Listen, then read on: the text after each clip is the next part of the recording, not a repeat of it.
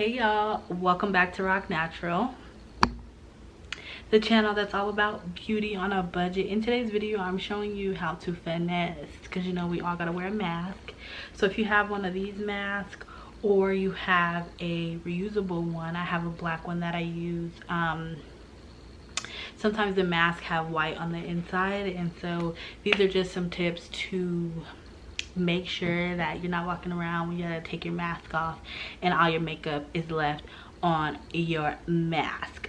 So there are obviously some things that I'm going to be sharing here that may or may not relate to you, but just take what you want and run with it. Okay, well, let's just go ahead and get right into the video.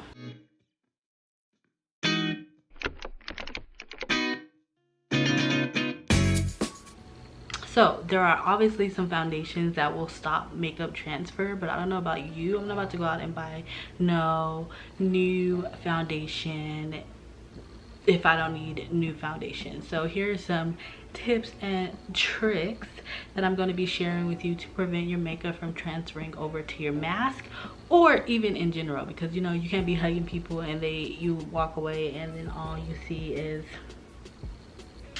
makeup all on their shirt. That's so embarrassing, and let me tell you, that has happened to me before. So tip number one. Oh, before we get started, if you are using a reusable mask like these, you should use like once or twice and then throw away.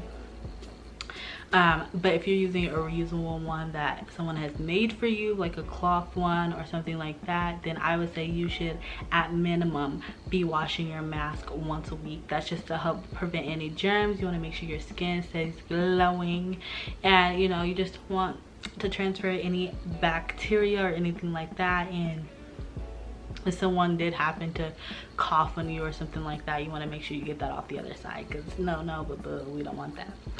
So if moving on to the tips, I'm going to go through the tips talking, but I'm going to be demonstrating on camera as well. I did this cute makeup look that is perfect for summer, because I'm going to be rocking this all summer. Okay, lots of blush. I may throw on some eyelashes, but you know what, we gotta wear a mask anyway. So if you have oily skin like me, you want to make sure that you really prep the skin well. So you want to make sure you cleanse. I cleanse my face before I do makeup, unless I literally just got out the shower, but every time before I start, I cleanse my face. You'll see here, you want to spray some toner, moisturizer,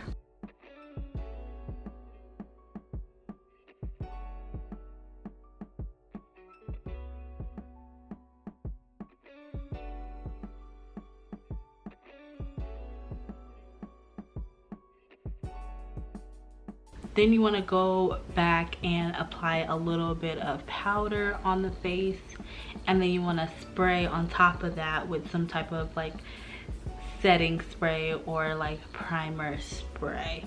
So let's watch that here.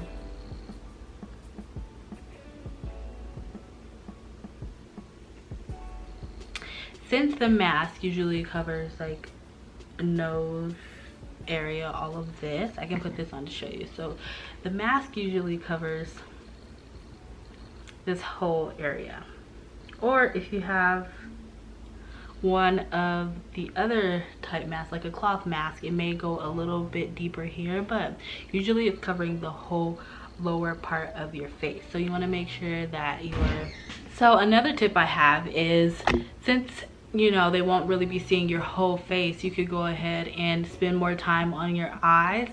Me personally, I'm a very, like, every now and then I like to jazz it up and do like a dramatic eye, but for the most part I like to do just like something simple, very easy, quick, at least so there's like a little depth, unless I'm going to like a special occasion or something. So you want to spend a little bit more time on your eyes, since that's what people are going to be seeing the most, and then that way you won't be feeling like you wasted your makeup.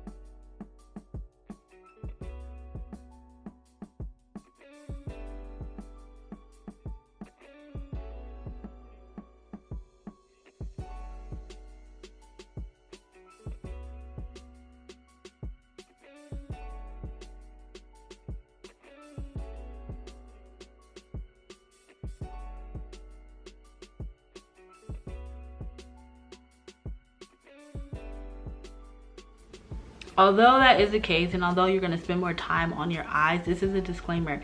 If you're going to be eating at a function, you're most likely going to have to take off your mask. So that happened to me this past weekend. I was like, okay, I'm only going to do like this part of my face, but then I was like, wait, there's gonna be food, I'm gonna have to take my mask off, so I just need to make sure it looks put together, whatever that looks like.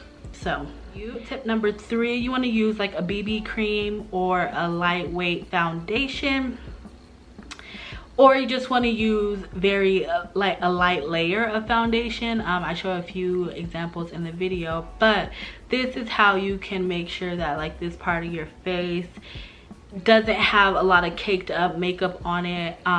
Or you can skip foundation altogether like I did. I just went ahead and did concealer and then my contour shade here.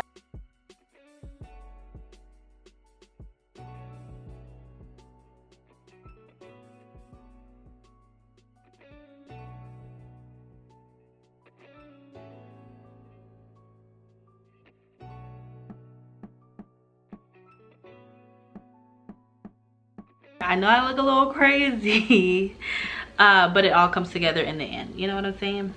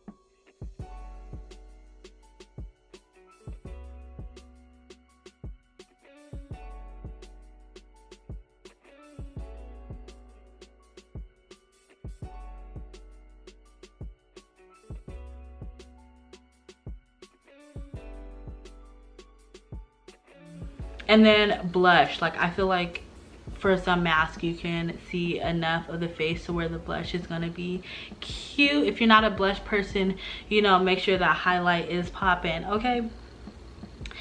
4, you want to make sure you set your face. So I used 2 types of powder. I love the Niacinamide powder. I've been using that more. I'll be sure to leave all of this information down below. The RCMA powder is one of my go-tos. Some people like it, some people don't, depending on like the skin tone, which is why I also like to use the Niacinamide in combination. But I went ahead and set my face.